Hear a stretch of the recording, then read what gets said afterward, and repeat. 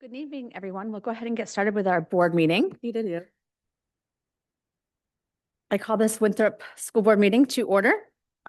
Please rise and join me for the Pledge of Allegiance. I pledge allegiance to the flag of the United States of America and to the republic for which it stands, one nation, under God, indivisible, with liberty and justice for all. And for our roll call, we have all of our board meetings here, board members here. Our student representative Gianni is here. We are missing Abby today. And are there any adjustments to the agenda? There's only one adjustment, and that is to enter into executive session as a 1.3 so that the board can consult with legal counsel. Thank you. That is added. And just for clarification, are we still doing the calendar? We are. Okay, thank you. All right, so at this time, we'll have those who have been invited to stay will remain behind, and those who are not here for executive session may take a break. The Winthrop School Board is exiting out of executive session at 6:54.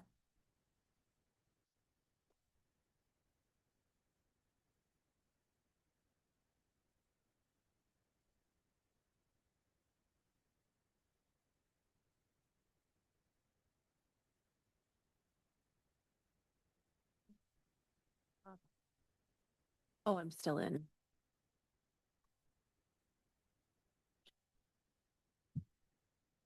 Oh, my. Okay. Thank you, everyone, for your patience. We'll continue on with our agenda. I'll entertain a motion to approve the minutes of the Winthrop School Board meeting of February 25th, 2026 as written, unless folks have a correction. So moved. Seconded. Jinx. Any discussion about the minutes? No. Okay, all those in favor? Thank you for your unanimous vote. That motion carries.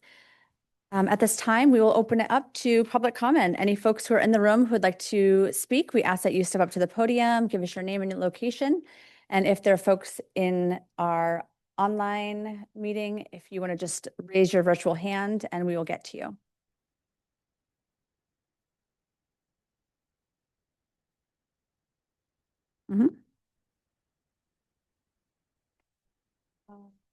Nope, no hands raised. Okay, seeing none, we will. Oh, okay. Yeah.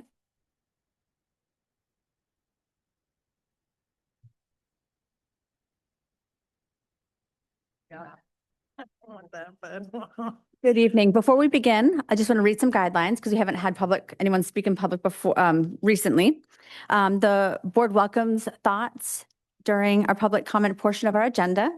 We value feedback from our community members, and we want to hear comments and questions. We do want to remind members of the public you can speak on any subject directly related to the operations of the school except for personnel matters. So that's with like our faculty, staff, or complaints concerning specific employees or students. Those should be addressed through the established policies and procedures, and we can always help you figure those out if you don't know them. Comments by individuals are limited to a maximum of 3 minutes at a meeting. Comments will be addressed to the board chair, which is myself. And this is not a time for the board or superintendent to engage in discussion. So there won't be commentary back and forth. We'll just hear you. So requests for information or concerns that require future research or follow-up may be referred to the superintendent. Speakers are expected to follow the rules of common courtesy and refrain from engaging in disruptive, combative, or disrespectful conduct. And go ahead and provide us with your name and residence, please. Sure. My name's Tricia Hitz LaFountain, and I am actually a resident of Manchester, but I have been subbing in the Winthrop School K-12 for the last, I think, 5 years. And I love it. I also sub at RSU too. And I just want to share my admiration for the dedication of the teachers and administration. I tend to be more at the lower level, K-5. But I will say that there has been a change with the larger classrooms, especially at the lowest level in K1 and 2. It's challenging as a sub, and it's challenging. I can see the fatigue on some of the staff. I think I'm impressed that you're all younger, because I know that when my kids were in school and we would complain about things, my father-in-law would always be like, when I went to school, we didn't have these problems. Teachers taught 25 kids and nobody complained about this. And I'd be like, kids aren't the same. And truly, kids are not the same as when I raised my children, who were 30, 29, and 27. Kids aren't the same as 14 years ago when I became a teacher. So I just think it's really important to listen to the teachers and the parents when they say that the large classrooms are not beneficial. It's not. I mean, I think that I'm sure there is research that says that it is beneficial, but I think there's also, if you look at worldwide countries that have smaller classrooms that cater to their teachers and their students, the test scores are higher. I think that if you find that they're not, then you adjust. But we're putting a lot of children's education at risk. And I worry about losing really good, skilled teachers too, for having so much on their plates. Thank you very much for your You're comment. I welcome. appreciate it. Any other public comment? We've two online. Okay. Okay. Amanda Levesque will go first. Oops. Hi there. Thank you for giving me this opportunity to speak. I appreciate all of you, and this budget season, I recognize how difficult it can be, trying to make all parties happy and do what's best for kids and community.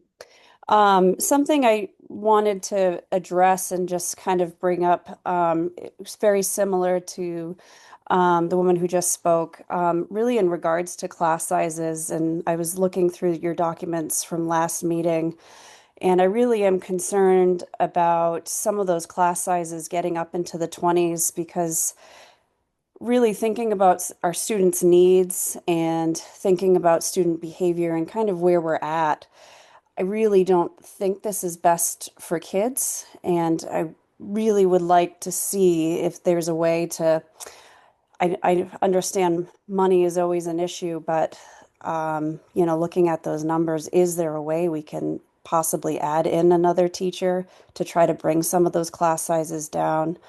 Because really moving forward, just thinking about what's best for these kids, and what's best for our community. And these kids are our future. So just really thinking about those pieces and what we can maybe do, and really to try to help prevent teacher burnout too. I mean, we're seeing teachers leave the profession in droves, and I would hate to see that continue if that's something we can possibly have a positive, change in.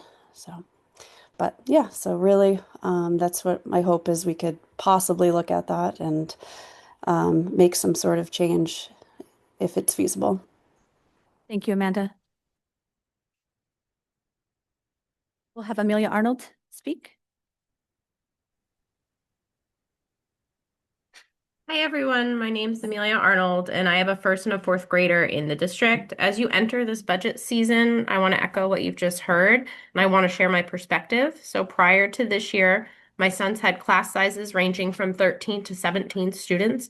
When the 2 classroom teaching positions were eliminated last year due to budget constraints, I understood the difficult decision that had to be made. And as a result, their class sizes were projected to go to 17 this year in first grade and 20 or 21 in fourth grade. However, when the school year began in September, my fourth grader's classroom has ranged from 21 to 23 students, and my first grader has an astounding 20 to 21 students in his class. I continue to remain understanding of why that happened. However, throughout the budget presentations and discussions, one consistent message that we received were these cuts were necessary due to the decreased enrollment, and an increased enrollment would bring additional funding and be a positive development. What I'm struggling with now is that enrollment appears to be rising significantly. Last year, during the budget presentations, they cited that Winthrop Grade School had 371 students. Now, this year, I just learned tonight, it's over 420, and for next year, the numbers are projected to be 423. That is an increase of more than 50 students from last year, 14%, and yet there's no current proposal in the budget draft about restoring teaching positions.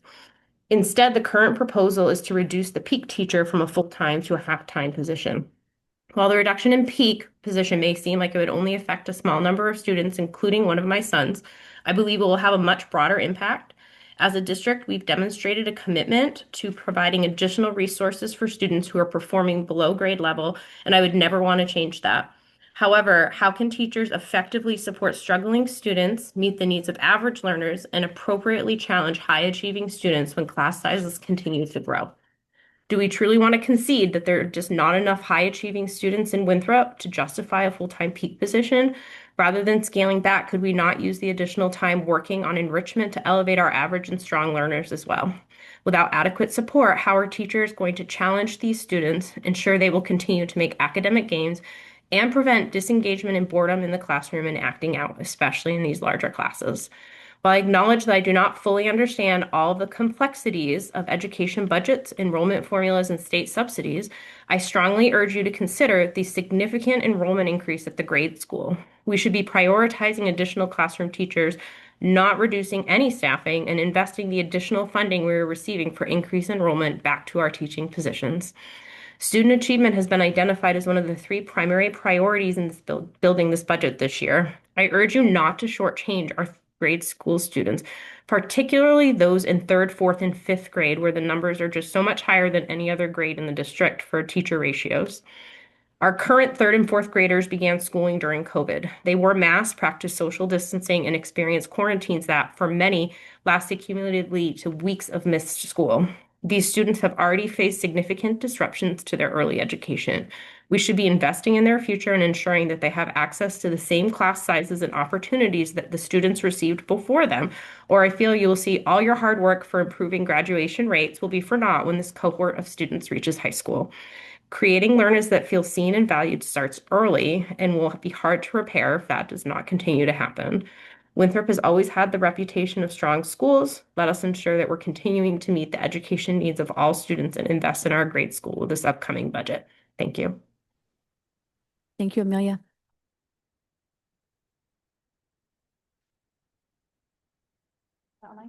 Okay, and anyone in the room who would like to speak may do so at this time. If you step up to the podium and give your name and your location.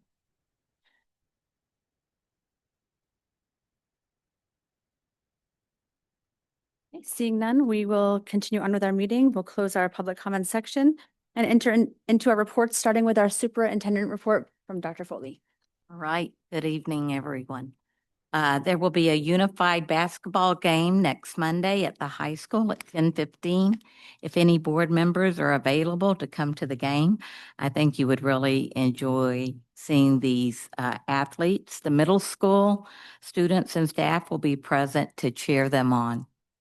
Applications for the middle school principal position closed last Friday.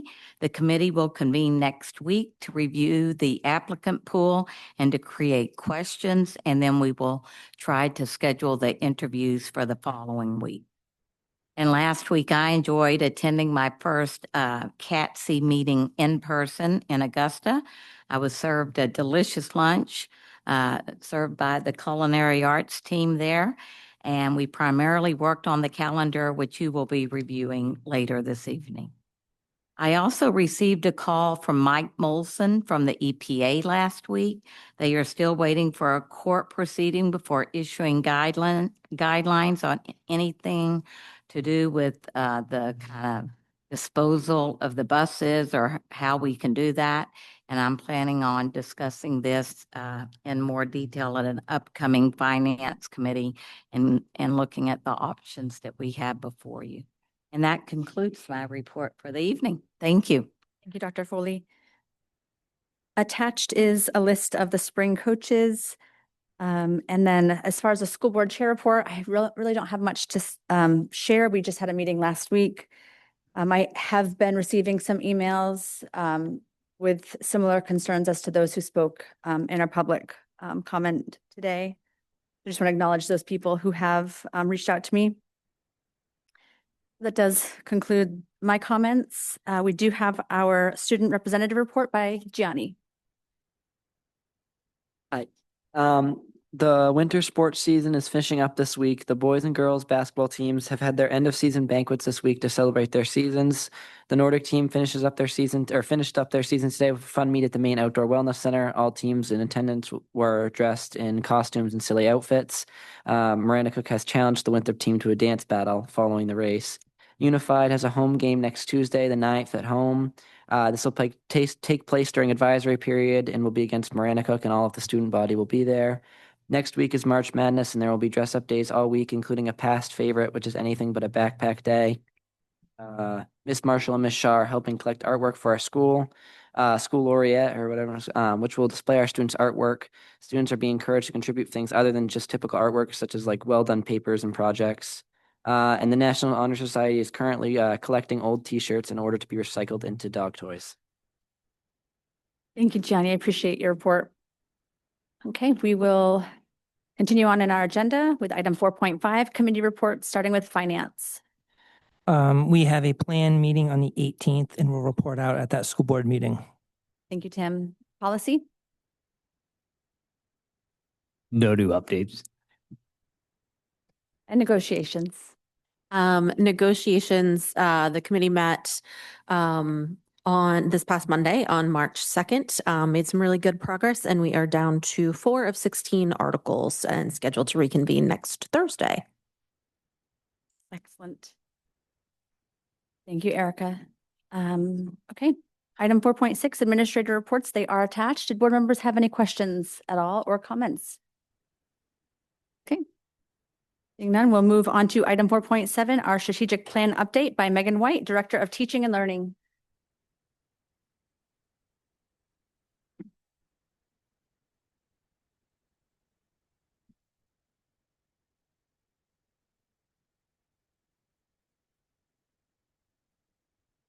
Good evening, folks.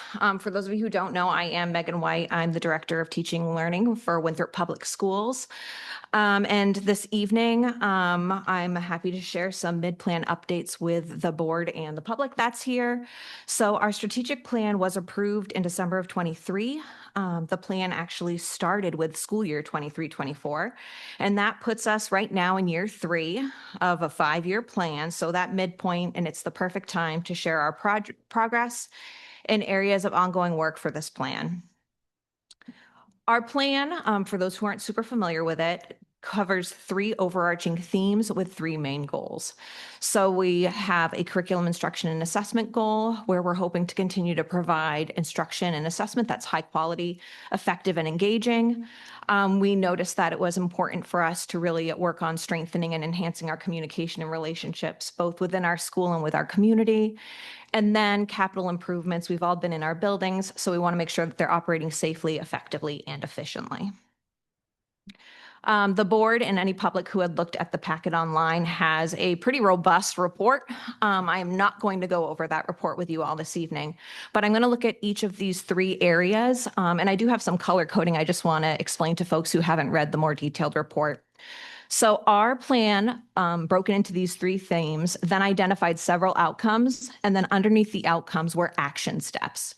So the board report that they have has each of those action steps color-coded. Blue meaning that we've completed those action steps, which align to these outcomes, and green, which means that is ongoing, in progress, we're working on it. Yellow are things that are upcoming, and then red are items that we haven't yet been able to tackle for numerous reasons I'll be talking to you about this evening. So to start us off, our first goal is around curriculum instruction and assessment. And WPS now has an ever-growing catalog of curriculum documents that include scope, sequence, and standard alignment. We're about 90% completed with this, with the remaining areas really being elective courses offered in our schools. Per our policy, IGA, Curriculum Development and Adoption, we've brought all of these to you for board approval, and we now also have shared those frameworks publicly on our website and have a documentation system internally as well for teachers and staff. We've developed a cycle for curriculum review, program audits, as well as updating our resources. None of these structures existed in Winthrop prior to this plan, and it's taken a lot of work from our teachers and myself to make all of this possible. We also have brought health to Winthrop Middle School. That was a very specific goal in school year 24-25, and with the support of the board and community, we now have hired that position and have purchased programming resources and materials. This is a program that had not been in our middle school for many, many years. We are not done yet with curriculum instruction and assessment. Over the remaining time of this plan, we hope to reassess our current needs around providing digital citizenship curriculum and the potential staffing for this. When the strategic plan was initially developed, the team was hoping to hire a technology integrator to help support our teachers in integrating digital citizenship into their classes. At this point, we aren't really sure if that's the best way to fill this need. Our next steps are to reevaluate how to make this happen for our students over the next couple of years. We still need to develop a technology plan. The last published plan was approved by the board the summer of 2017 and expired in 2020. With staff turnover in the technology director position, we had 3 over 3 years. This has not happened within the proposed timeline of the plan. Now, with more stability and leadership, we're hoping to tackle this in the upcoming school year. Similarly to the tech plan, we have not been able to audit our gifted and talented program due to staff turnover, which will continue into next year with the retirement of Holly Stoughton. We hope to complete this before the plan sunsets. Lastly, per the proposed timeline, we are hoping to spend some professional development time over the next 2 years reflecting on, strengthening, and learning new ways to use formative assessment to help inform instruction. We've been working on interpreting and using summative and benchmark data over the last 2 years, and now we want to make sure that our formatives are in line as well. The next area of focus is around communication and relationships. This has been a very large focus over the last few years, as we had learned from staff and families in a survey that we sent out that after COVID, they felt disconnected from our schools and our district. So many wonderful things have been accomplished here already. Last year, we provided PD from the regulated classroom, as well as completed a district-wide book study filled with SEL activities that can be used across grade and content areas. We've encouraged and expanded family involvement and engagement across all 3 of our buildings, beginning with Arts and Humanities Night at the high school, which started a few years ago, student-led conferences, and the spring celebration of learning at the middle school, and many different ways that families can join their grade school students, whether it be twice annually during the family breakfast, or joining classrooms just this year for Read Across America. Winthrop Public Schools also now has a social media presence, as well as the high school and grade school. We've increased student involvement in extra and co-curricular activities, and also are continuing to offer new opportunities for students to get involved, such as introducing intramurals back to the middle school this year and bringing back 3 clubs, which will be the first in a while at the grade school over the next year or so. Again, when the plan was written a few years ago, it was written for the needs of that time. Something that we have not done over the last 2 years that specifically was named also as an action step was to attend local and career and job fairs. Over the last 2 years, we have not attended, mostly due to having to fill only a couple positions each year. Having little staff turnover has been a blessing over the last couple years and hasn't always been the case here in Winthrop. We are hoping that over the next couple years, we can continue to look at our daily schedules to strengthen and support the needs of our special education students and their services that are required throughout the day. There have been gains in this area already, specifically at the grade school, but we know that we can still make improvements to the plan and plan to do so. Our final goal is to operate safely, efficiently, and effectively. We definitely have made progress here, although many of these improvements take more time and often have more financial constraints. As you know, our facilities director, Joel Stoughton, has put together a long-term plan for maintenance and upgrades across all of Winthrop Public Schools. He presented this to the board just last month. We also have reviewed and updated our district and building safety plans. We have built structures in each building to make sure that we are reviewing and updating these plans, as well as providing training to our staff and students around safety. We've installed cameras and vaping sensors at the middle and high schools. As requested during the 23-24 school year, we investigated if self-sustaining custodial services were feasible and found that they were not going to be at the time. The first item listed here again for continued areas of work is the technology plan. Is a technology plan that can support the aging infrastructure and provide a plan for replacement and upgrades concerning technology. As you all know, we did not complete the entire installation of the fire suppression system. We are currently in full compliance and have these listed as a future maintenance need.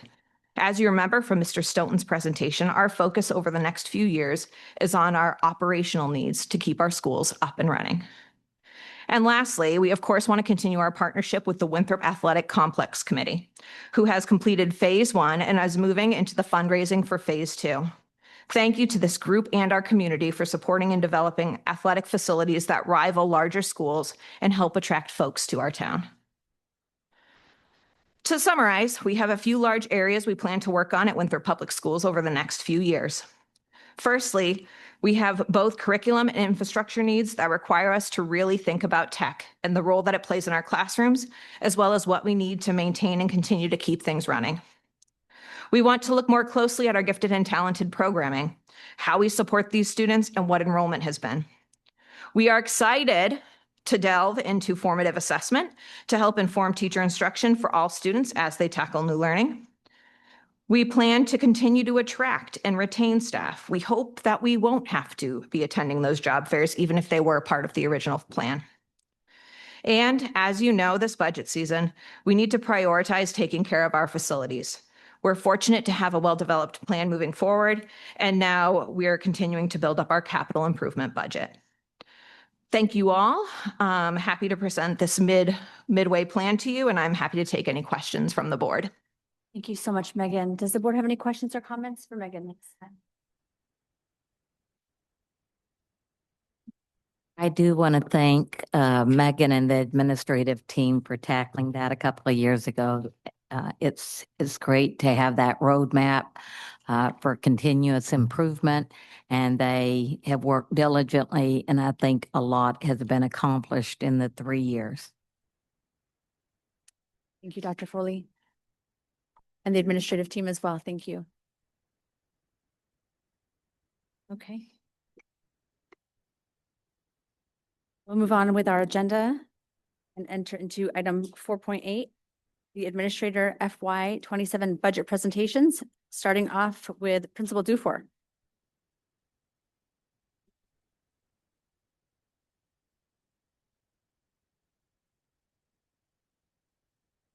In your packet is a new updated high school sheet from Principal Dufour. So it's not in your stapled packet. So look through the loose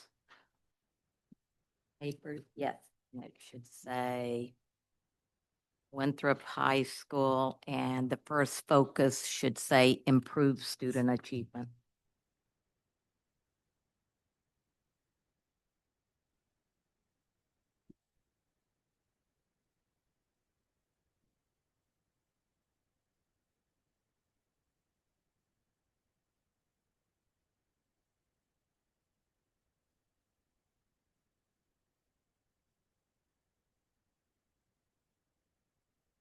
Think we're ready.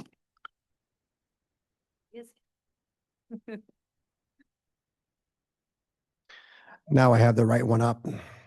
Sorry about that. Good evening. So I'm here to present my budget. For those of you who I may have exposed to a little bit of the plague, you'll find solace in the fact that I feel a lot better today. I was a little sick on Monday in negotiations. So the Winthrop High School budget for FY27 reflects start off the instructional needs of the staff that are above and beyond what we normally would need. I would say that this is a relatively conservative budget that's gone through several drafts to get to where we are here. Some of these instructional supplies that I'll go through are a direct result of some added elective classes that you approved a couple of months back. Our continued, my continued work to sort of replace some aging equipment over a period of time as we cycle things through the high school. So we do have a number of class materials needed for theater and technical education. Again, there's a new class that's going to be offered in the theater realm. And there is also a new class that's going to be offered from Mr. MacArthur in Tech Ed that he'll need some supplies for. And our science labs, if you recall, we did have a budget freeze last year that really usurped a lot of our science, particularly our lab supplies. So, we're asking for a little more there to kind of replenish some of those supplies that were really heavily depleted from the budget freeze. As far as equipment, again, looking at adding to some of our camera supplies for our new photography elective, which is being taught this semester and so far is a smashing success. And there are lots of students in that class. Replacing some graphing calculators for our math students, which is always a need. Technology over time fails. Portable exhibit for our art teacher, something she's asked for a couple of times that I've had to cut from the budget. That helps with things like our arts and humanities nights and the art shows here at the grade school. And again, in music, looking at the replacement of several instruments, lots of use. Some of them are very old and tired, and as part of that aging equipment, that needs to be cycled through and cycled out. Books, sort of the same idea. Again, some new books for our theater class. We need to retire our aging geometry books. And we have an opportunity to get a 5-year subscription for French. So it's a big upfront cost in the first year, but then we pay that cost, get a huge discount, and have those online books for 5 years. So in my mind and in Megan's mind, well worth the investment there. As far as our supplies for our high school committees, we want to continue with our Screen Ages program, which was grant funded this year. And that's for the curriculum for our advisory around cell phone use, technology use, bullying, cyberbullying, those types of lessons that we use it for. And then again, school culture activities for students. And for our leadership teams, both staff and students, there's never enough money to be able to reward students for the things that they do. Plaques, pictures, students of the month, we give book gift cards for our students of the month, and that money would help to pay for that. Shifting down to safety, again, some of the same theme, aging equipment. We need, there's some classroom furniture that we select every year to cycle in and out in different teaching spaces. The building is, 2003, so a lot of that furniture is at the end of its life and has been band-aided beyond that. So we're slowly replacing some of that furniture.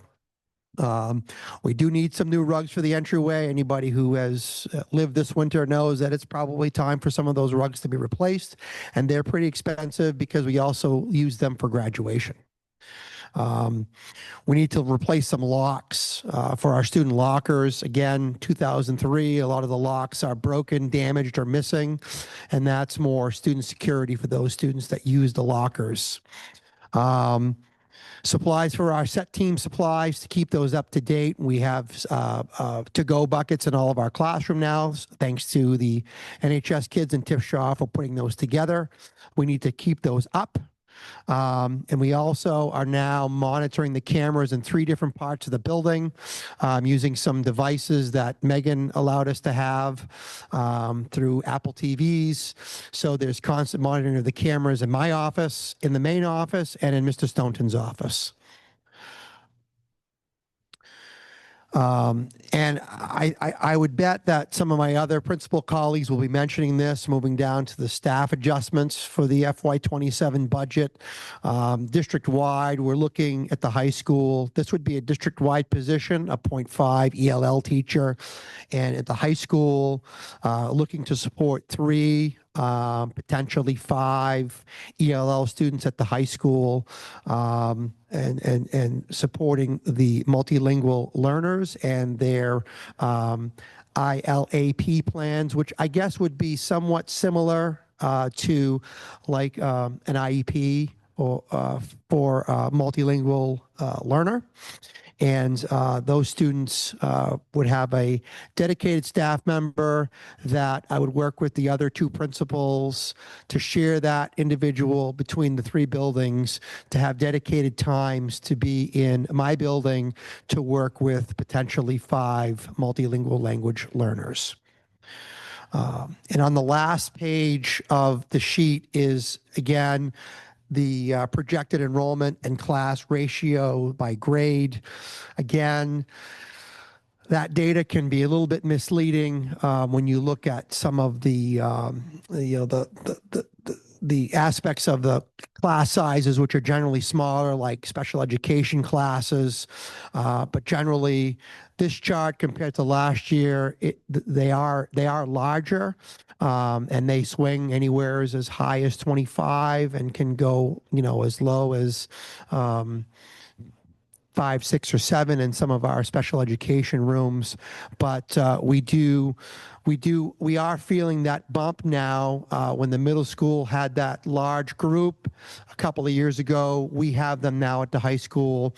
And so our numbers are much greater, and my teachers are definitely feeling it. I met with a group today, my science teachers, who are definitely feeling it, and we're coming up with a game plan for how we're going to be able to teach the sciences with the 3 of them for the next few years. So that's my budget presentation. Certainly willing to stand up here and take any questions that any of you folks have. Thank you very much. Thank you so much for your presentation. Does the board have any questions at all for Principal Dufour? Any comments? Okay, you're off the hook. Thank you so much. Appreciate it.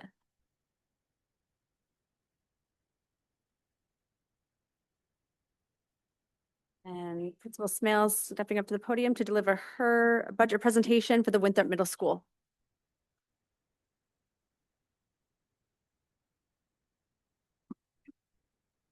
Thank you. I'm Lori Smale, principal of the middle school. I am handing out an update. None of the numbers are changing. I just added some detail for you, just for some information. My budget came in very conservatively as well. Mr. Burnham and I have worked to maintain what we have and figure out how do we do that with our enrollment and different programs. One of the increases that we have is in contracted services. We have a family, and we'll have 2 students who require an interpreter for our events. And at the middle level, when you have all these offerings that we're offering, we need to be inclusive and have that. So we've increased, you'll see a large increase there in the overall budget. We also at the middle school, for our assessment line, we do our NWAs just as the grade school and the high school does, but we actually do language usage, math, and reading, and we've utilized that data the last several years to really focus in on our students. We have given up testing in the middle of the year because we weren't really using that data. but what we use in the fall and the spring is really guiding our instruction. And now that we have a new interventionist for ELA, for English Language Arts, we're really using that data. So we'd like to continue that. We also do science, not just the New Meridian for 8th grade, but we do science testing for all 3 grades, just to keep that consistency going, to know where we are. And it's been really helpful considering we have a new program that we're using for science. So we're able to see where we're where we're going and meeting our standards here. I am thrilled by our co-curricular and athletics. And one of the added points I gave to you is Mr. Burnham put together for me the number of students participating. We have 180 students at the middle school. If you look at that, we had 119 students participating in after-school clubs and activities right now. That is amazing. And that's not the time they spend after school working with teachers or working with Mr. Burnham or myself, but that's just the different pieces. So that budget line has come up a little bit, so we can really keep that going and having the supplies necessary for that. Other significant requests, the middle school furniture needs to be replaced. My kids are old, and I think it's some of their furniture. Mr. Burnham, probably some of the same furniture. So we're looking at changing our science lab tables out, and they're very expensive. So you'll notice that it's almost $10,000 for instructional equipment, and that's just science labs for one classroom. And I have 3 science labs, so we're just going to rotate each year. And we also, for our literacy instruction, are looking for some new small tables, kidney-shaped tables for our reading program, and just to have individual work with kids. We're also doing, as Mr. Dufour had said, our SET team, our safety meetings, and our leadership team to develop that and to pay them to work beyond their contracted hours. So that has to be increased as well to follow the collective bargaining agreement. One piece that we were not able to really use last year was our field trips and special events. Teachers really want to enhance their curriculum, and they want to give students and expose students to other avenues, not just in the 4 walls of the Winthrop Middle School. So we want to expose them to things. So that line has increased. So we can take advantage of some of the theater programs that we have locally to either pay for them to come in or for us to actually go to a show and see different things and highlight, and it complements what we're teaching in the school. So that is a big increase for us. Last year, we were able to put on a wellness day. And so that is part of that funding piece as well, to bring in outside presenters to work with our students. And again, it all aligns with our curriculum and instruction, and just to enhance that. Staffing adjustments, I had requested a halftime math interventionist. And unfortunately, that was something that we didn't think we could really fund. So we were creative. We currently have an EdTech 3 who runs our library. That individual is retiring. So my proposal is to cut that position to a half-time EdTech for the library, but keep it a full-time position and half-time math interventionist. So hopefully getting a qualified EdTech 3 with a mathematics background to assist us, because I believe we really need a math interventionist at the middle school. And this is one way we can do that. And that individual would work closely with our math team in all 3 grades. The model this year, we did it with ELA. We have a half-time 6th grade ELA teacher, half-time ELA interventionist. We're seeing success. It's working. So we're hoping that we can get a qualified EdTech 3. So there's not really a budgetary number there, because we already have budgeted for that EdTech 3. It's an existing position. As Mr. Dufour said, our English language learner population is increasing. Therefore, as a district, we're asking for a half-time teacher to be dedicated. And we will have 2 students at the middle school next year. And then, as you know, we share staff. We work very closely with Mr. Dufour and the high school. And in order for our students to get those extracurricular extensions, we work with the high school. So for tech ed, drama, music, art, foreign language, we share with the high school, so they come down. So again, as Mr. Dufour said, when you look at a grade level and you look at a population, you look at a class size, it's there, but you walk into a classroom, we have very few classrooms that are very small because of the way the schedule works and what we have. But if I were to do a 1-to-1, sixth grade, this is what we have. But the way our rotation works and teachers having their planning period and whatnot, class sizes are not that small. And we do have students that shift classrooms as well, that go from grade level to grade level, depending on their academic need. I'll take any questions.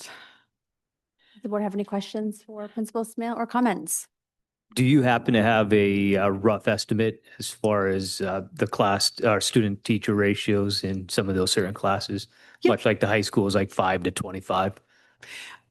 I would say, Mr. Burnham, maybe you can help me with this. I would say average 16-ish, between 16 and 20, depending on the class. However, I do have a very small math class for 8th grade. One of our sections is small, but we have 15 8th graders that go down into the high school every day for algebra instruction. So we're sharing staff that way as well.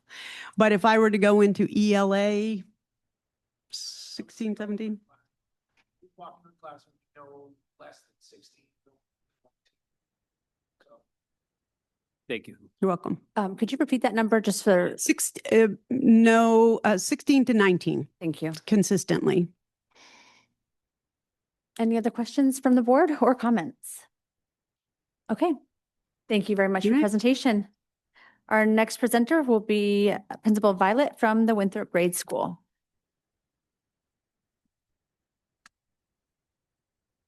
Good evening. This, as they have said, is a conservative budget mentioned by my colleagues.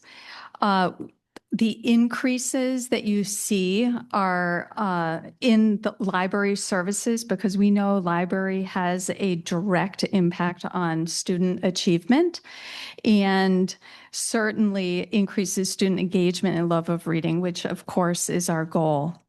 And at the elementary level, we have about 400 students, our enrollment, going through our library weekly, because our library is one of our curriculum extensions.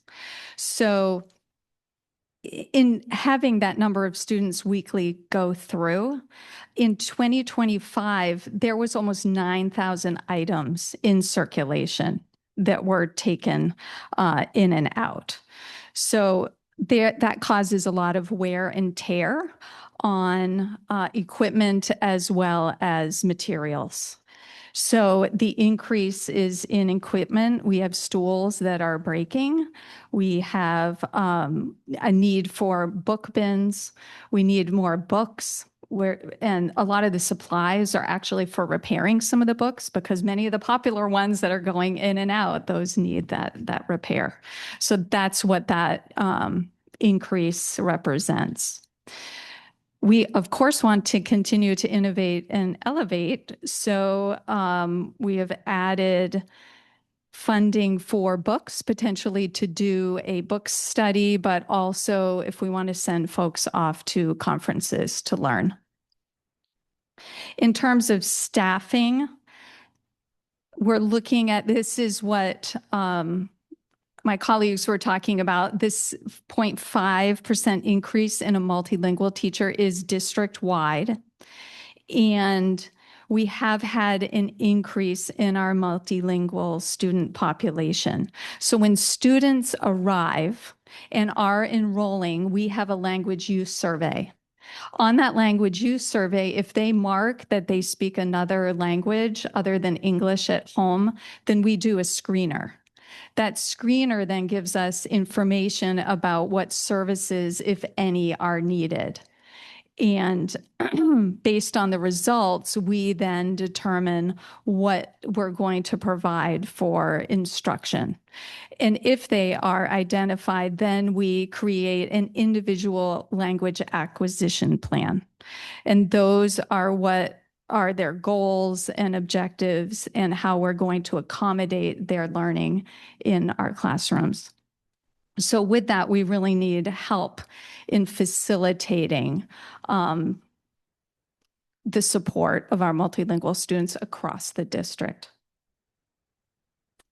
Lastly, along with that, we need to increase our translation and interpretation services.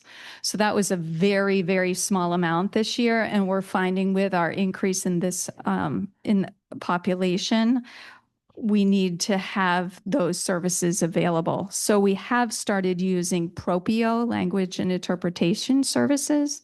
So we can call parents and have an interpreter come on, not with whatever language they speak. And we can make sure that they understand clearly what's happening in school. And we have a better connection between school and home. But there's also that translation piece as well, where if we're sending documents home, we need to make sure it is in their primary language. There are upgrades in our building that I think are in the other budgets in regard to technology and capital improvements. And I do want to just comment, we are starting to get our clubs going, and I appreciate your continued support with that. You will see the projected enrollment. And this is very unpredictable because as we found last year, we had a decision to make at the beginning of the year, and we waited until August. Do we put our new teacher in kindergarten and have 4 teachers there, or do we have our 4 teachers in first grade? So we made the decision to have the 4 teachers in kindergarten. But consequently, what happened as the year started, we had 9 new students that enrolled that were first graders. So that has caused a significant increase in the number of the enrollment of students at that particular grade level. So we are looking at keeping our numbers low, given the teachers that we have, but it is consistently in flux. But again, no final decisions are made till later in the year. That's the end of my presentation. Thank you so much for your presentation. Does the board have any questions? I have two. First, all of you did a really good job. This is a very conservative budget. It's really well done. The second, I am concerned about the ratio at the grade school. This is a lot of students in a classroom. If that's something we can look at, possibly adding another teacher at the grade school. I mean, this is pretty, when you're getting up into the 20s, that can be very stressful on a teacher, especially if you have, needs of students, behavior needs. That can be a lot. Again, you have, I don't know which grade it should go to, but that's a whole other discussion. But I think these numbers look pretty consistent that long-term range, we should probably be increasing our teachers there. In addition to that, be able to take a look and try to prioritize, which grade we're looking at. I'm not sure if there's any studies or anything that shows where we could have better intervention. Let's say it's first grade and we put 5 teachers there, 3rd grade, 4th grade, 5th grade type of thing. It's kind of setting it up to where if we have room within the budget, within support that if we could hire 2 teachers, do we put it in 3rd grade, 4th grade, or do we put it in 5th grade? What? And I really look at the administrators and, making that decision. But I think for us, we can try to fund another teacher for that school. Thank you. Any other comments from the board? questions? Thank you so much. All right, continuing on with our agenda, we have our presentation from the special education director in lieu, I guess, Yeah. Dr. Foley. Yes, I have not become the special ed director, but as you know, we have a interim director, and I was, of course, helped to create the special ed budget. So I'm presenting that budget tonight for you. But before I go into that one, I just wanted to do a brief update for the board, just overall on the budget where we are. And I'd also like to remind the community members that are here that we began this last year where we have a community forum from 6 to 7 at the high school on Thursday, March 19th. It is not on camera or anything. It's a great opportunity to come and ask, have one-on-one conversations with each of our administrators on any area of concern you may have or any questions that you may have. So we please encourage you to come out. It's from 6 to 7. You can come late, leave early, whatever you would like to do to learn more about the budget. And since I presented the original budget at the beginning of February, which was about a month ago, we've had some staff changes. And so for the board, in your packet is a new one-page overview. And based upon this, our budget has gone up slightly. And this is all due to just staff changes with in some cases where we've hired new staff already. And so we have updated numbers. And also it's due to benefit changes where someone has come in and said, oh, I was taking cash in lieu, and now for next year, I'm going to need a family. So you can see that it has gone up and that our current request is now up to a 5.40 expenditure increase. Okay, so that's just my overall update. And also just to put in there, I think currently, I'm sorry about that. Currently, I think 1% is about 140,000, and a new teacher is 90,000. So, if the board wants our budget to go up, I'm fine with that, right? And if that is the direction the board wants to give me at the end of the evening, I am happy to redo those numbers and present that to you next time. But I know you'll get into a further discussion here when you finish hearing the presentations. So special ed, all things special ed in your packet, there is a one-page around special ed. We have a increase, not in the students we're anticipating to be in out-of-district placements, but just entirely due to tuition going up next year, where we have students currently going. The next one is the seed money, and there's an increase that we need to put in there of 55,000. This has to do with, we also have revenues that come in. So for our students that are special ed students that are on main care, or they have substantial needs, we are able to bill for some of those services. And so we do that where we can. We bill, we submit that to the state. They cut us a check and we get money back. But then based upon that money, they also, depending on how much money is flowing in and out, they withhold a percentage of that, not all of it, in our 279. And so that's why you have to budget in anticipation of what they're going to withhold. And so that is the increase that we're seeing in that line next year.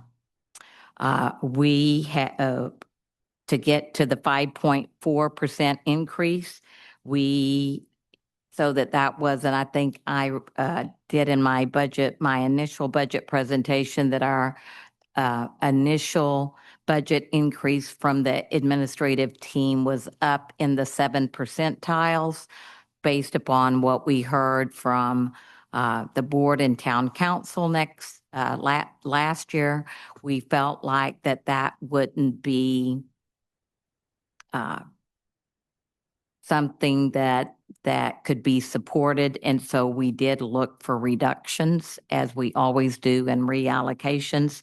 And so there is a reduction to a half-time administrative assistant in that department, and also a reduction of a half-time special ed teacher.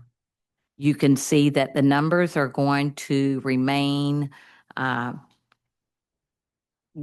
We anticipate they may go up a few kids. Right now, we currently have 105 students that are on IEPs, and we're anticipating that may increase to around 110. And that concludes the special ed budget presentation. Thank you, Dr. Foley. Does the board have any questions or comments for her regarding the special education budget presentation? No. Okay. And Nothing there. Our next presenter is Megan White with a budget presentation from the director. Megan, Director of Teaching and Learning. Thank you. You got it. It's good. So I have two departments that I'm going to be presenting to you this evening. Part of my job description now is technology. And so I'm going to talk to you a little bit about those needs. Aligning to our safety goal needs at the district level. Last year we worked on replacing our phone system, which was past end of life. We were no longer able to get parts or replacements. And the town helped us fund that through some revenue last year. This year, our biggest safety goal is a concern with grade school camera system.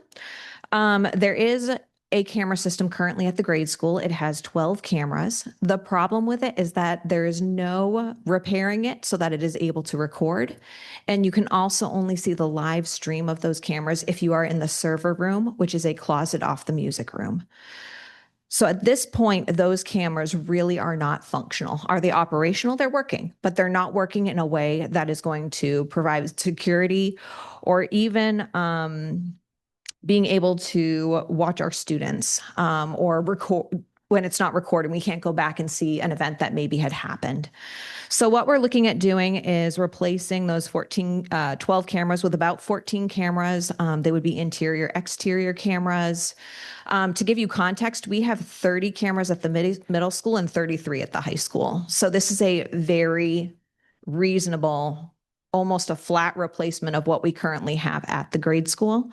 It is the same programming that we use at the middle school and high school. So we're happy that wouldn't require a lot of learning for our teams to be able to use them. Mr. Dufour shared about the viewing stations. We have one of those now at the middle school as well, and we would intend to put one of those at the grade school. So that's a safety concern. For sure at our grade school. So we're asking for $50,000 to support the purchasing and installation of those cameras.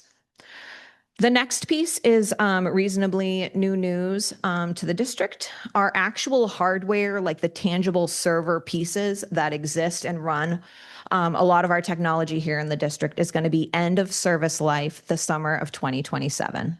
So what that means is we really should start planning now around how that's going to look. So our server has these two different components. One of them is production. I'm learning all of this stuff, by the way. One of them is production, and it's pretty significant. It's what's running all of our day-to-day stuff all the time. There's another component to that called disaster recovery, where every so often it backs up to that. We also have moved some of our backups to the cloud, but it's very customary to have a tangible backup that's physical and a cloud-based backup as well. And so both of those, one is in March of 27 and one is in June of 27, which is next school year. So we're looking at either doing a tiered replacement starting with disaster recovery, because production would be a lot more expensive than $40,000. This would be not just purchasing the actual tangible servers, but they have to migrate everything from our current servers over to a new server. And then they would also have to do that rack installation for us as well. This is a large project. It'd go out to bid. We are open to new vendors. We've explored new vendors. We are going to make a fiscal decision around what we think is best for the district, but this will be one of two-part project most likely if it becomes a large project like that. And we're also, like I said, exploring other avenues, but we need something in the budget to help start supporting this for the following summer. Next is clear touch panels. So traditionally we've had a smart surface, whether it was a smart board, we call them the short range throw projectors, which project onto a surface that can be used as a smart board, or these clear touch panels. Traditionally we had 8 of these in our regular budget. Last year we had none in our regular budget because we got 16 of them through the RUS grant, which is great. We were able to get those installed. We have teachers across all 3 buildings using them. Very exciting, but all of our spaces aren't covered and we're still getting requests from teachers who want them. The request was much more than 4. We've already reduced this. They are expensive to install. They are expensive piece of tech, but they are used daily for direct instruction. So we would like to purchase 4, one at the high school, one at the middle school, and then 2 to be in spaces at the grade school as well. Similar to Mr. Dufour, we collaborate a lot on what our tech needs are at the high school and at the district, because that's a lot of funding for one building, right, to cover one. It's really the entire tech program that we're centering there. So something I'm presenting separate, even though it's not a huge cost compared to the other projects, is the need to replace 2 digital media computers. So in this class, students are interacting with programs that require more to run efficiently and effectively than what our student devices do.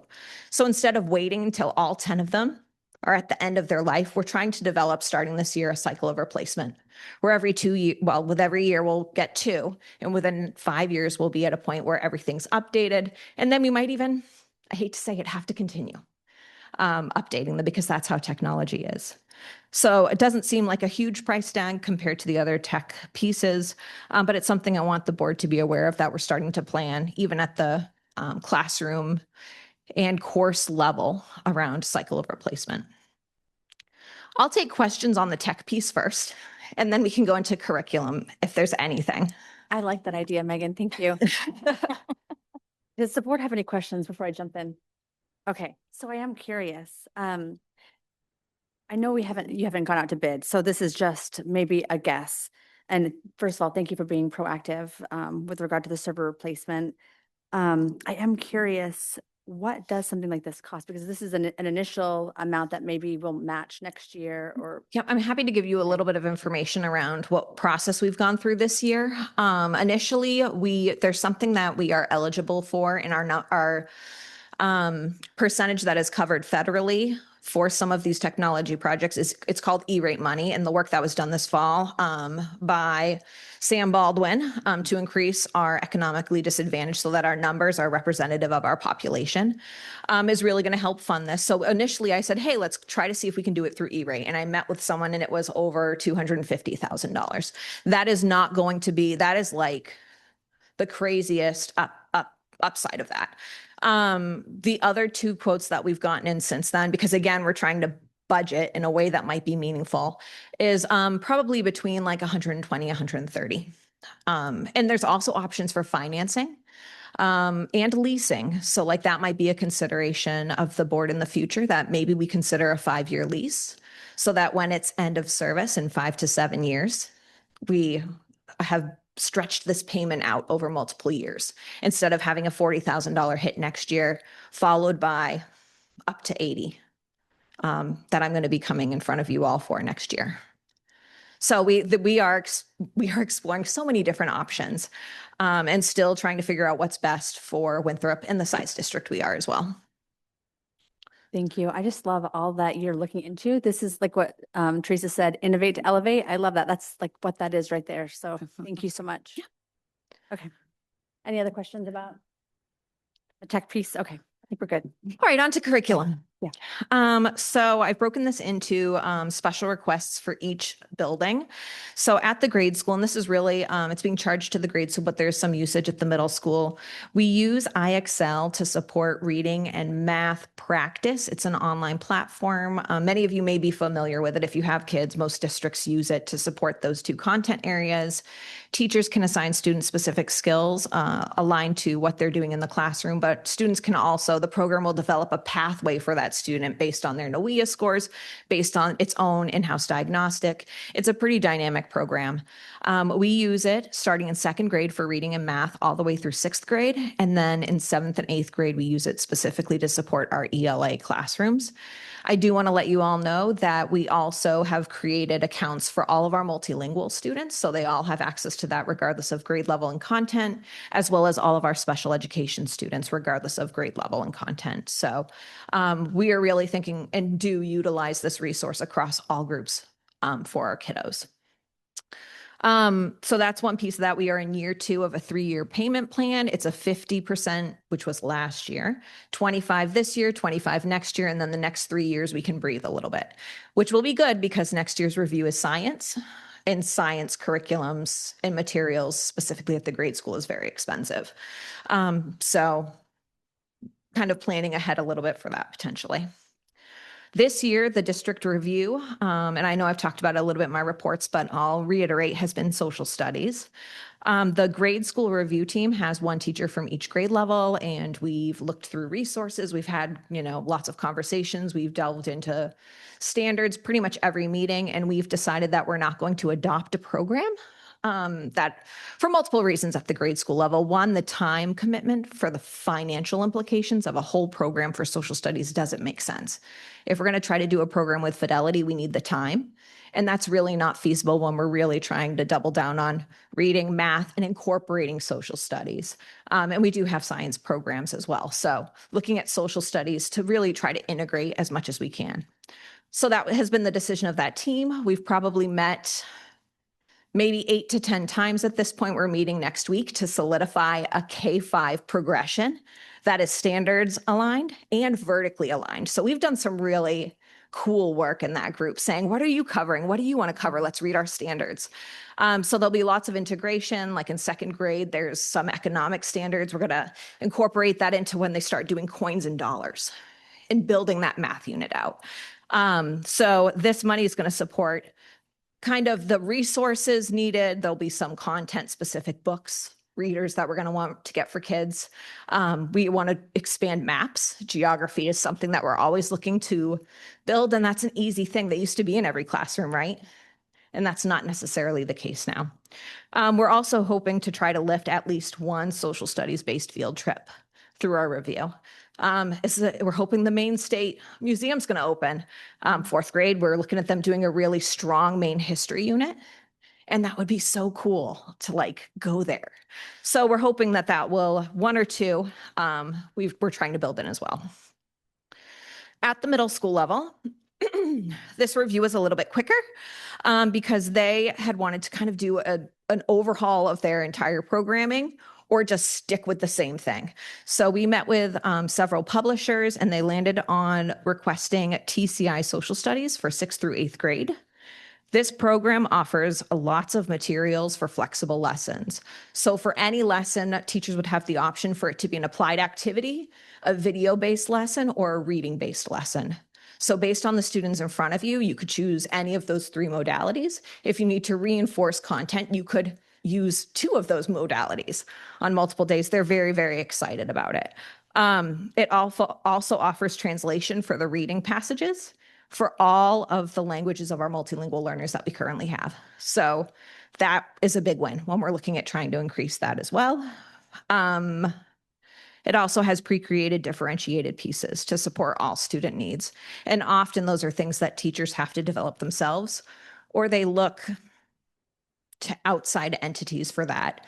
I'm not going to say anything about teachers pay teachers, but I know that that's they're going to look for it, right? If their program isn't providing it, and we feel like this is a comprehensive option for the middle school. This is 7-year access. That's why it's a heavy price tag. With that price tag, we get a 60% reduction. It would have been $30,000 added to that if we did our startup costs year 1 and then 6 years following that. So I'm bringing that to you, knowing that social studies will cost us nothing at the middle school for the next 6 years. Lastly, high school social studies review. There were 3 areas they really determined they had a need for. Our U.S. history books do not include 9/11. So that kind of gives you an idea of how outdated they are. So we really need to look at that for our upper level U.S. history courses. Maine state history doesn't really have a guiding text. So they did some research and they want to purchase the book Maine, the Wilder Half of New England, which has the stamp of approval from the Maine Historical Society. And they actually were a contributor to that book, which is super cool. Again, maybe an opportunity for us to even have our high school students explore a little bit of maybe the Maine Historical Society. And lastly, there is a social studies electives, history through graphic novels, where he is requesting an additional book. He is looking to add Persepolis, which is an internationally acclaimed autobiographical coming-of-age book that takes place during the Islamic Revolution and the Iraq-Iran War. So that concludes our curriculum requests for this year. Happy to take questions. There is one last piece I've included in my paperwork. I did want to let you know about the homeless student count that we have across our 3 schools, and a little bit about the budget for that, especially for folks who are new to our board. Last year, across all 3 schools, we had 9 students who were identified McKinney-Vento. And this year we have 4 at the grade school, 2 at the high school, so 6. So we see a slight reduction there. The way that we support these folks is we have a $500 supply line in our local budget to help provide for these kids. We also have lots of really great community structures that we share with these families as well. Transportation is a requirement of law that we provide for homeless students if their last place of residence was in Winthrop and they are semi-permanently, not permanently, right, housed outside of the district. We split transportation costs. We want them to attend the last place where they were successful, and the law requires it. So transportation costs for this population can be somewhat volatile, but that's taken into consideration as well. And we also pay for the stipend and the related costs for our McKinney-Vento liaison, who this year is Christy Grant, through our ESSA grant. And there's a federal requirement to have some McKinney-Vento money as part of that grant too. So some of that is grant funded. We see a little reduction in that population this year, and keeping other things for that related to that status quo. Any questions from the board or comments? Thank you so much, Megan. Okay, last but not least, do we have or is someone doing it for Joel?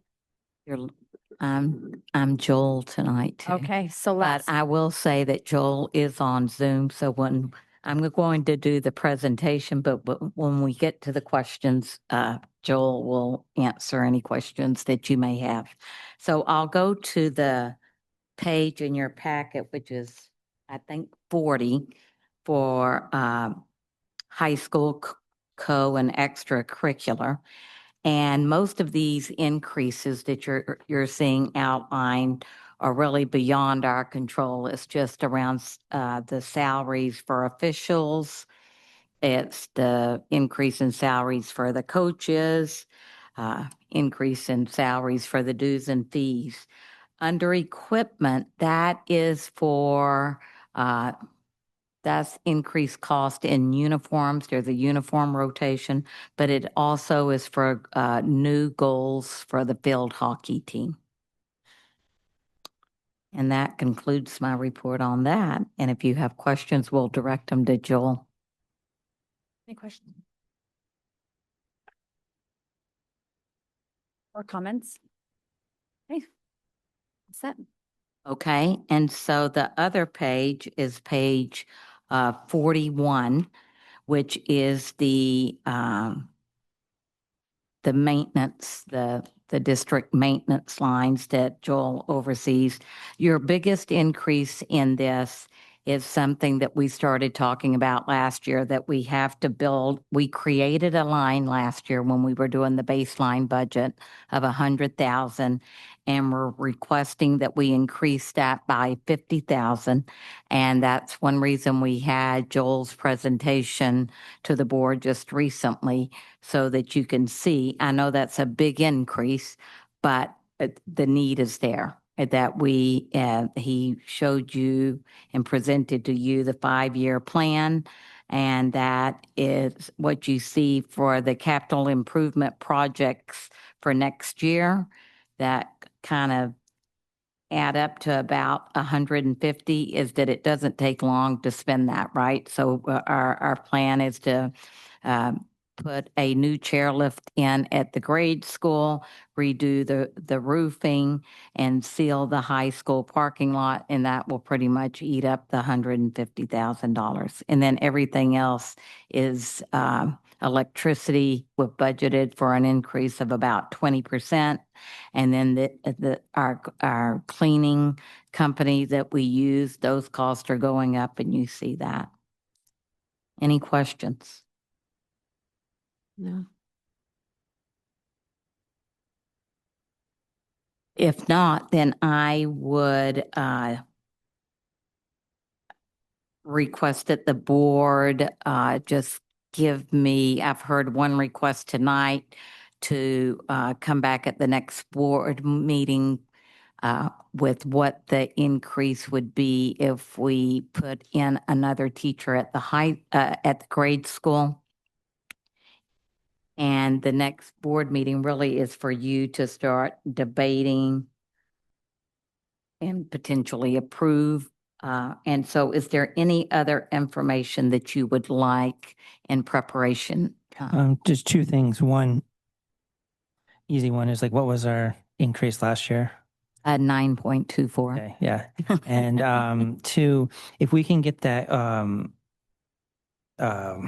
graph, whatever we call it, about the surrounding communities, we always look at of per student cost. Okay, yes. Because I think that's very important to show. I'm that happy to do We that. still are very low compared to the other communities. Thank you for that, Tim.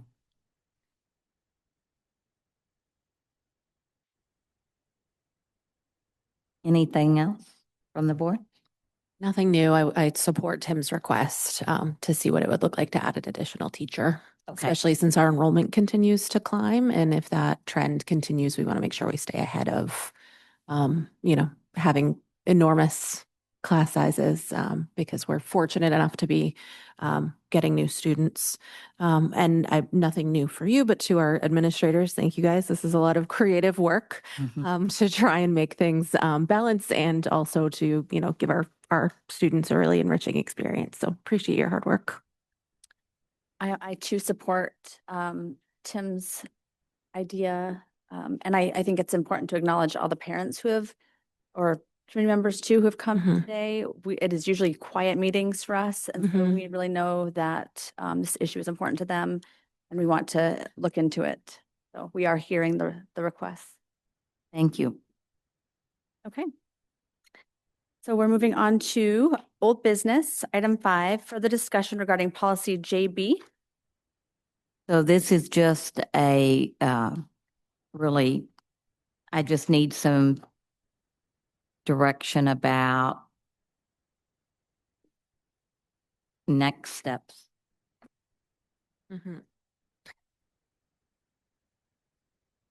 We had our executive session. We're able to hear from 2 separate council attorneys on both sides of this issue with our policy JB.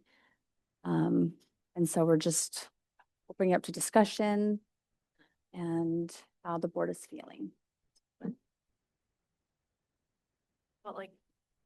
felt like from both legal counsel that their directive would be to wait to see what happens with the law. And so I feel strongly with moving forward with their recommendation. I would agree with that. That was how I was feeling as we came out of that particular session. It felt like the best option for the school district at this point in time. You know, it was interesting for me, because last meeting, I had brought up the ACDC policy. And I was really surprised to hear that the Drummond Woodsum attorney that we heard from tonight had written that policy. So it makes me really, I guess I have questions still. And so it makes me kind of wonder why she wrote the policy and it approved for RSU, 17 or not 73. And so yeah. I looking at all the language from the different school boards that have adopted some of those new policies, the ACDC or whatever, there's a few different letters that they're using. I just thought it was interesting that this one is the one that seems to take into account, you know, it really is the coordination of the federal and state law. So I was kind of leaning in that direction. Sorry, Tim. I mean, I'd like to make a motion. And I'm just going to read the motion. I'd like to make a motion to direct the superintendent to, one, assist the board in amending all district policies to align with the original intent of Title IX passed by Congress in 1972 and reaffirmed by the federal court ruling on January 9th, 2025. Two, ensure that all students have access to private spaces, such as but not limited to bathrooms, locker rooms, and overnight accommodations for field trips that are designated and accessed according to sex. Three, require all applicable athletic teams to be separated by sex. And four, provide the written notice to the district and public of the foregoing actions. And I'd like to have this implemented by the superintendent by next month's scheduled school board meeting. Okay. So this is a motion to, so I guess this would need a second, first of all, to bring it to discussion. So I'll second the motion. We can have the discussion. So this is, yep. Did you want to say? Well, I'm not even sure that I have totally, I guess I need to see it in writing, right? To really, I would need time to just reflect on if that's even possible. Well, it's just the original title. It's original Title IX is basically what it is. Could I see your written motion just so I'm a little bit surprised by this. So I have Which, to if say I'm it. understanding correctly, it would be following the federal law, correct? That's just all the things for the motion for the policy Mm-hmm. follow, but it's just But as we basically, have these two it's entities basically who are just following conflicting, it would be federal, yeah. following the federal. So really what we know as a board is that we do truly have two competing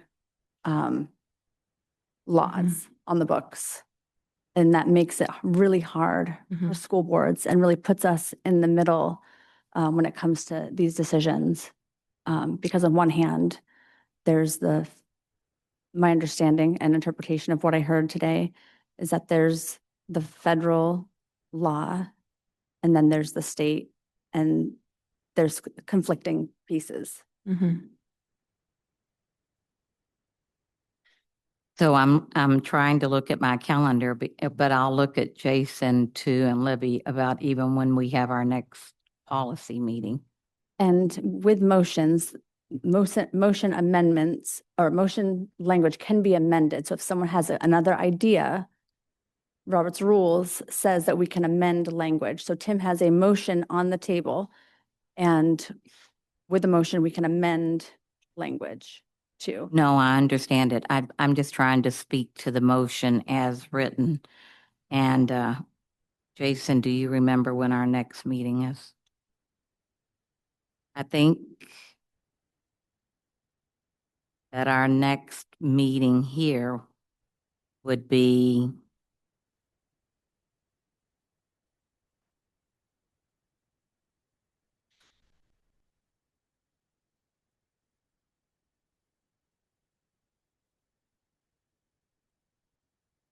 So I think our next board meeting is the 18th. I'm seeing that. And usually, Yeah, that sounds. I think we meet the policy committee usually meets toward the end of the month. Is that correct? I don't even know if we have our next one I scheduled. don't think we do. The last meeting was on the 24th, the last month. Where did you find the 24th? Our last meeting was the 24th. I don't think we have a upcoming one scheduled yet. So I don't see how that could all be done by the next board meeting, which is in 2 weeks. So that would be Tim, are you open to amending your language? Yeah. That was just a rough, I just would like to have like a reasonable ballpark, time.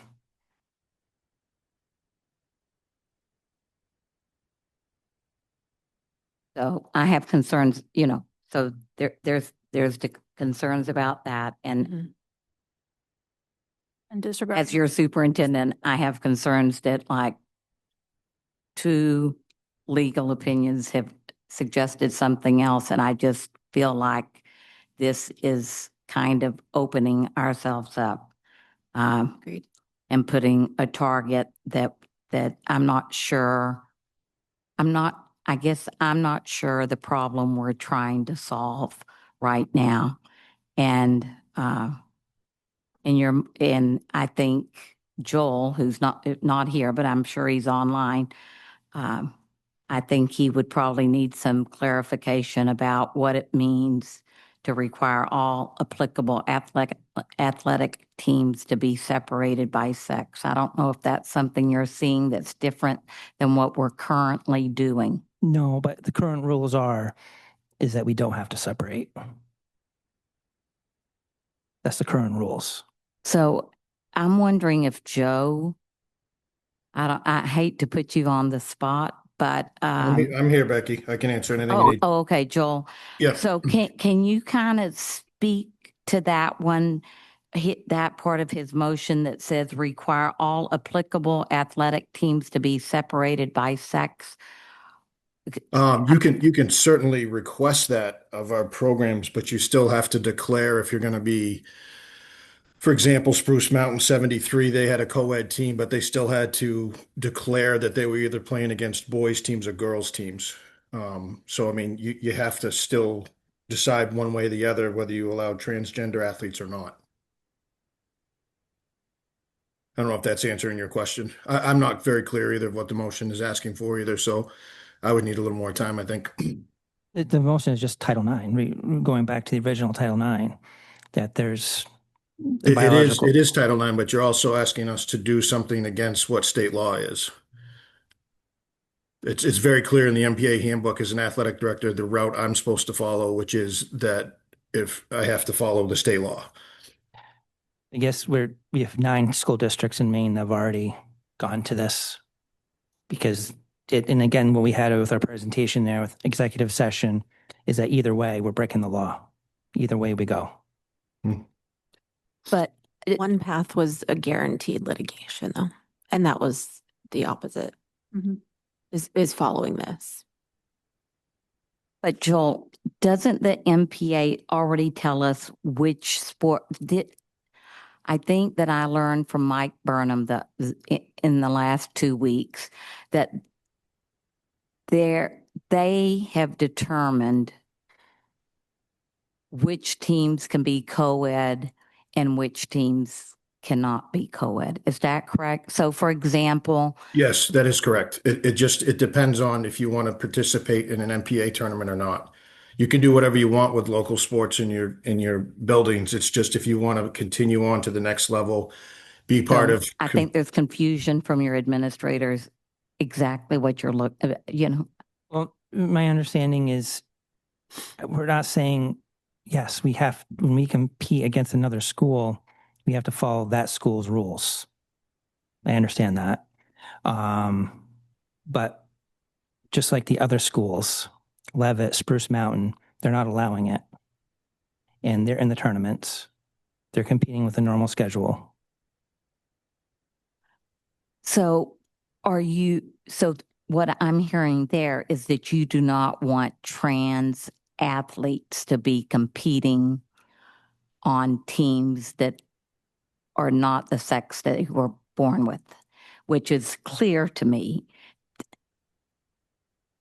I don't read that the same as requiring all applicable athletic teams to be separated by sex, because we do have, Joel, I know that cheering is co-ed, right? Sure, they're identified, and I think Jay has a list there that will tell you exactly what the MPA has laid out for sports, which So is are you, No, co-ed, that's not, I'm talking about the girls' basketball team should be okay. girls.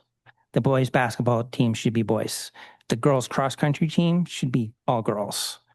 Obviously, cheering's fine.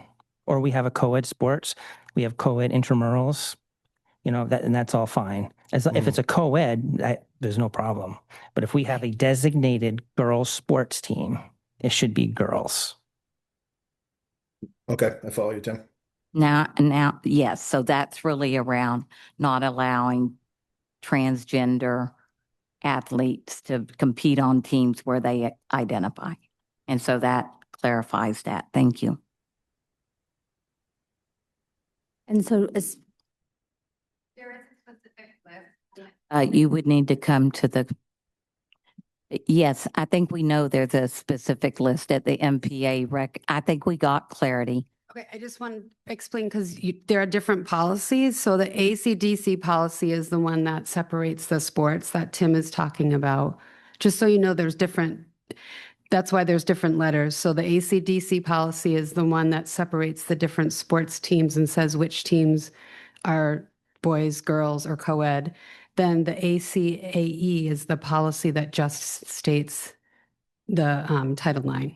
So there are two different ones. And I think, just so you understand, there's two different ones. Thank you. Is there a date? So with Tim's motion and Tim being willing to amend the language regarding the dates, is there a date that would be more favorable? Or that would give the policy committee enough time? Well, I don't see us, we could definitely address this at the next policy meeting. Which is the 24th? No, I think that was that was the previous. I don't think we have one scheduled, but I think it's usually,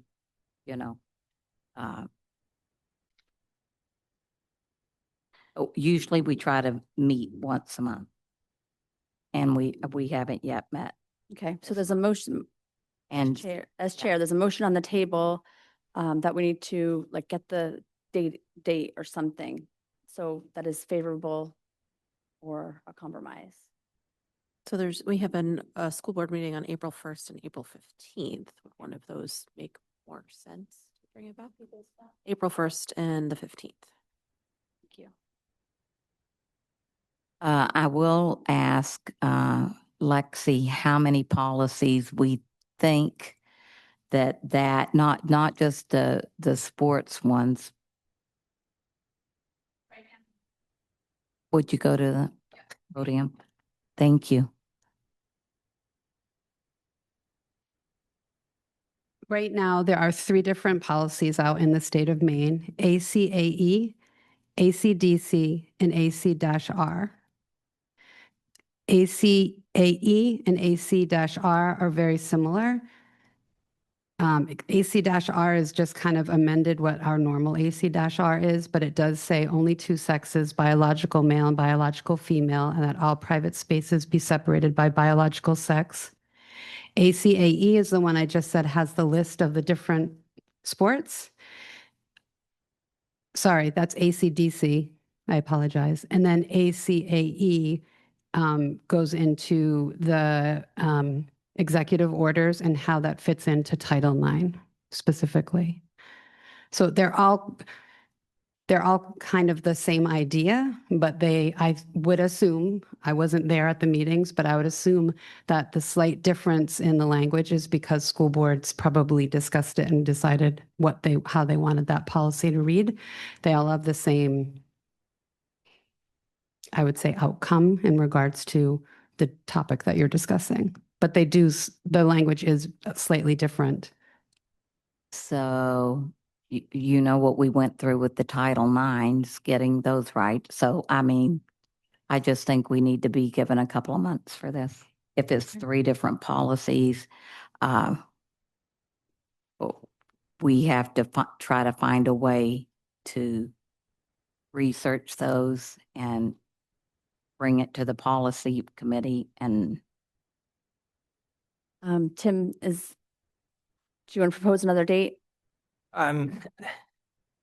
Yeah, I'm willing to compromise. I mean, as long as we can like say by this date, you know what I mean? So we can have it like written down.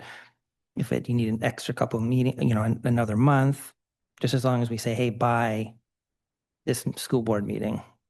well, I think we would probably, to get all of those right, to give Lexi time to like research it and create them just like Title IX. I just think we need 2 policy meetings. So I would say that we could bring you something in May to the board meeting. And then, it has to go through two readings. The May 6th school board meeting? Yeah. Okay, yeah. So can we amend the language? Tim, do you mind amending the language and just giving us, you originally had given us a different date. Can you just make a motion to amend? I'll make a motion to amend the dates to, instead of 1 month, to May 6th school board meeting. Any other discussion? Okay. So the current motion on the table is for this resolution, is it, didn't say? Resolution to be passed and adopted by May 6th. No. No. Well, sorry. What does it say? To be brought Brought to the policy committee the and policy committee will have it brought to us for first reading by May 6th. Okay, Yes. first reading by May 6th. Okay. No further discussion. All those in favor? That's unanimous. That motion carries. Moving on to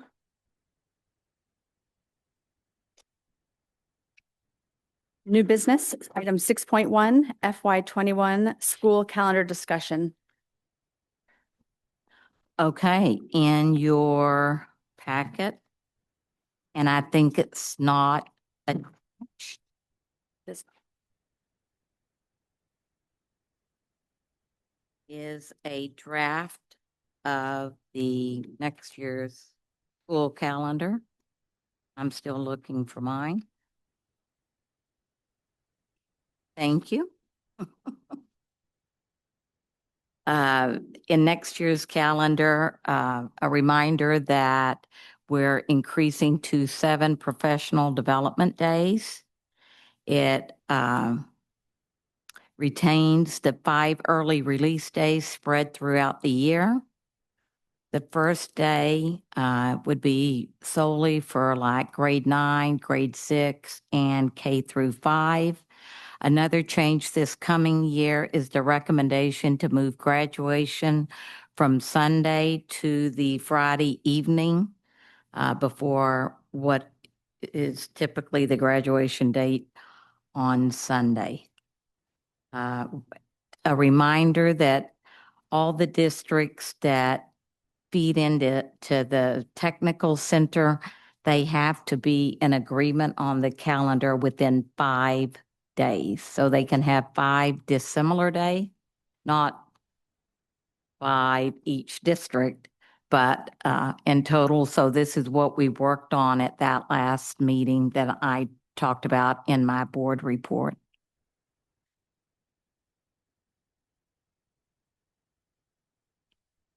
And so normally we bring it for your kind of to make you aware of it. And then at the next board meeting, we would vote on it.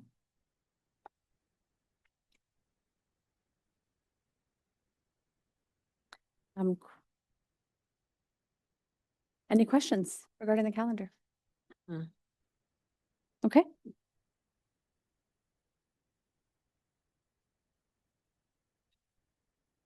Moving on to item 6.2, to approve the following policies for first reading: EBBD, temperature standards for schools; IHBAC, child find; and FFA, memorials.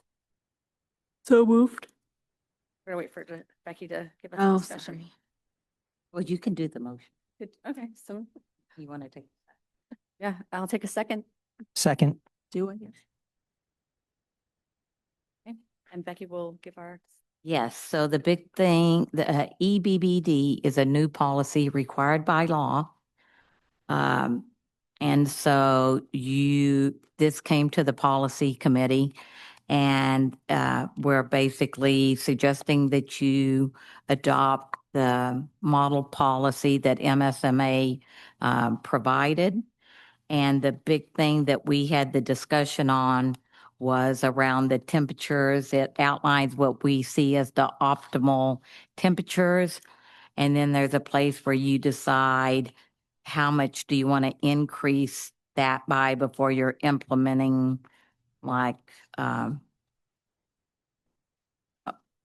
other measures to make it more comfortable for students and staff. And so the policy committee decided that that would be 3. I highlighted that area. So any times that the temperatures fall below 65 or go above 85, that they're encouraging schools to take different measures to relieve the heat or cold discomfort. Any questions on that one? Do we have the mechanism to cool all of our schools?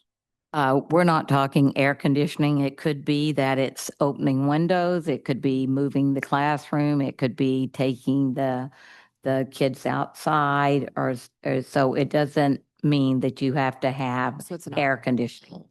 Right. temperature regulation. Right.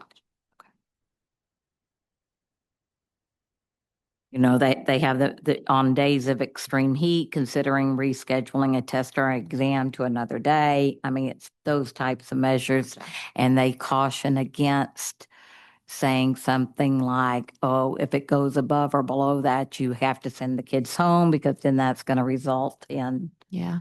just going to school longer in June, which is when it's hotter. So anyway, Bit of a catch-22. yes. Actually, the fall summers. Or no, in Mm-hmm. Okay.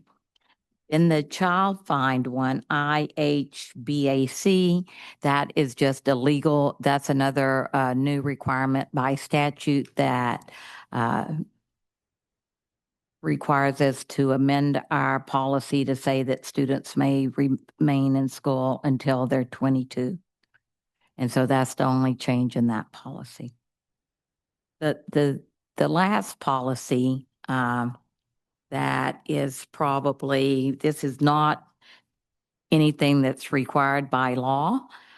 This is just because as you know, as a board, that I keep saying that we need to get all of our best practices to have all of our policies reviewed within 5 years. And we have some policies that are still, I think, 2009. And it could be that, and I think this may be one of them.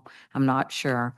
But the memorials policy, and I'm looking for what page that is on in our packet. 49. Thank you. I'm recommending that we strike out, and the policy committee discussed this, and they're in agreement that near the bottom of that, that we strike out Deaths will not be announced or memorialized on reader committees. We didn't even know what reader committees were. And to me, when you don't know, then you shouldn't have the language in there. We talked about what it might mean, and we just decided to strike it out, that we did not feel that it was needed. And then the other line that I would like to have the board strike out: the committee reserves unto itself the right and the authority to approve the installation of permanent memorials such as plaques and planting trees. It is not a good practice to install any permanent memorials, especially trees. With renovations, you never know when where you've planted that tree needs to become the next soccer field or baseball field, or you need to do a renovation of your building. And that becomes very emotional to the family where the tree has been planted. We do have another policy that talks about that when plaques can be installed, but they wouldn't be in a permanent location. So it's not saying that you can't put in any plaques, but there shouldn't be permanent ones put in. And because of those, and we added the grandfathering clause: memorials that are currently in existence shall remain, although relocated if necessary. And then if you adopt those recommendations, we, as a policy committee, recommend that you repeal EBCAR, which is just a regulation with no policy, because we do not have an EBCA.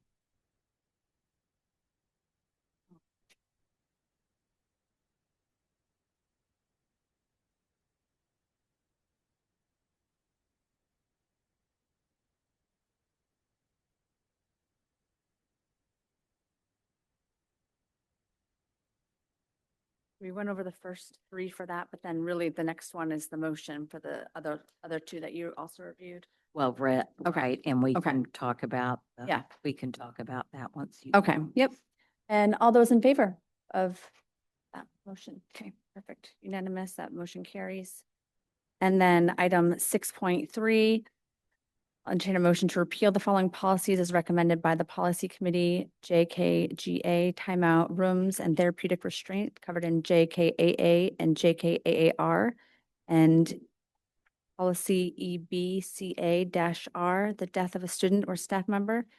As we have it, no EBCA policy. And For a so, motion.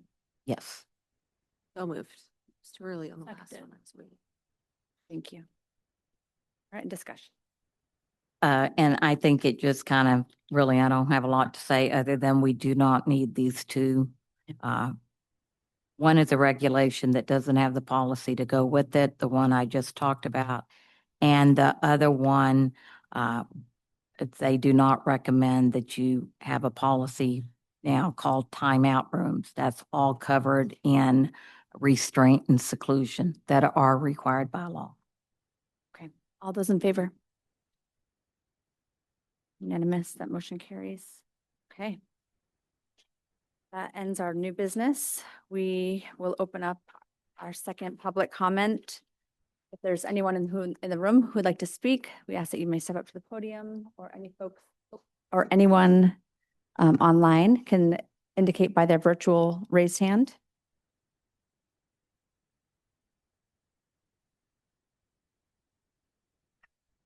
I don't see anyone online. Okay, seeing none, we'll close our second public comment and to open it up to school board comments, or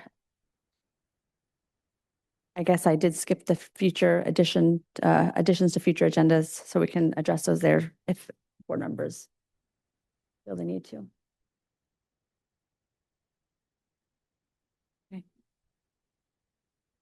Seeing none, we'll go ahead and close 8. And then without further objection, I declare the meeting adjourned at 8:45.